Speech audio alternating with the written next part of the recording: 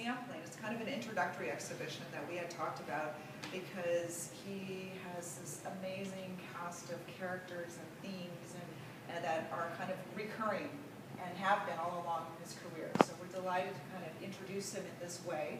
And we just thought we would have a few words with him, and then we'll walk into and meet Robert Schultz as well. So thank you all for coming, and I'll hand it over. Thanks. I just wanted to say this is, for me, a kind of homecoming since I was born in Santa Monica. And I left when I was about 2, so it's only taken me 60 years to get back here. But I thought wanted to thank Elaine and Ron for helping do this and their enthusiasm, because as an out-of-towner, it's always feel a little bit fearful coming to a new eye. But I felt comfortable the minute I walked in here the first time, actually. So, and a nice installation to the work.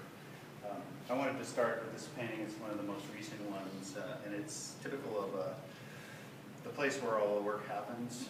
But like everything that's here, is a kind of a fusion of things that have been observed and remembered. And for me, that's really a crucial structural element in making something come to life. That is, everything that appears starts out as some kind of a skeletal sketch, and then sort of begins to inhabit a greater and more detailed space a little bit at a time. So that means everything has to be retrieved from memory, and when it does come from that memory archive, it ends up inevitably having kind of a quirky edge to it. And I've come to accept that as being who I am as a painter after trying in different eras of my life to tweak things more realistically, less realistically. So this is where I seem the language seems to be. So the studio is where it happens, and I spend a lot of time sitting in the chair looking at my feet and at the floor. So I thought, why not paint it? Make a painting of it. So, and if I needed any prompts from the reality, I could just look down at the floor, and there it was. So, and I think this is a good kind of a good example of some of the rather maybe unusual or atypical subject matter that has fascinated me, as a lot of the things that are here as well. So, maybe from this painting, which is, my floor really does look pretty much like that, and although the shoes aren't quite that bad, they have been at times appeared to be that way. I'll talk a little bit over here at this really small work, because these 2 roads are good venues to sort of get us through to the other wall behind you. One of the things that compels me about making imagery is how a subject begins to inhabit our imagination, and how sometimes an actual circumstance will grab the mind and won't let it go. And this again is a subject, the road and things in the road and movement, but be it river or road, it's a place where I'm constantly driving down this old road, and there are things that appear on the side of the road, and you're all familiar with that. It doesn't seem like a very picturesque subject matter, but there's a really compelling anthropology to that for me.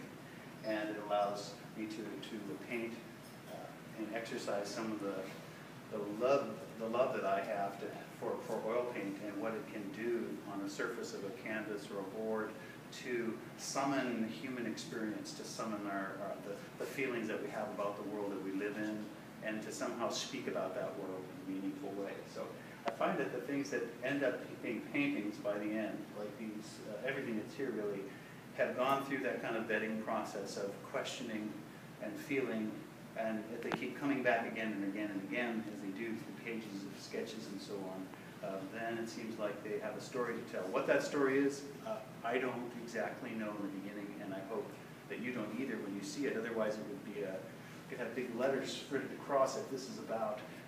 So the ambiguity to me, and sometimes slightly sinister, sometimes slightly sunny ambiguity, is a large part of what all these paintings are about. And I sometimes reasonably have talked about them as related to much more fictional writing.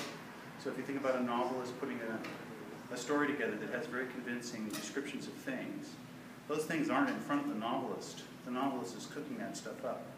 And how those narratives and descriptions are crafted together to make something that is compelling is part of that craft and part of what I try to make my own craft.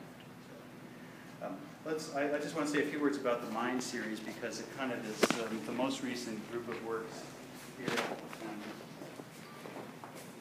And I realized as a contemporary artist looking for new ways of telling stories or finding new stories to tell that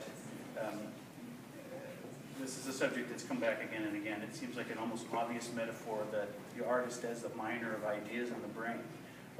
You're hoping for, digging for, exercising the mind constantly to try to determine compositionally and descriptively what it is that's interesting and what has meaning.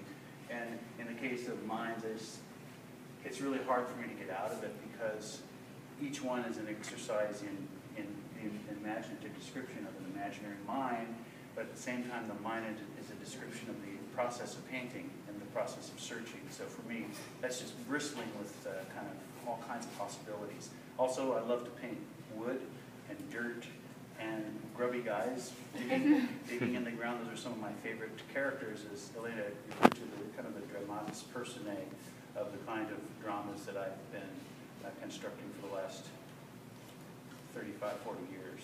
So, if you have any questions during the course of the evening, feel free to come back and ask them. I don't want to spend too much time talking because I do a lot of that in college, and I know I don't want to put anyone to sleep. There's a point where I've said, Well, that's pretty good. Maybe we'll walk over then to see Bob. Thank you. thanks. Thank you. Thank you.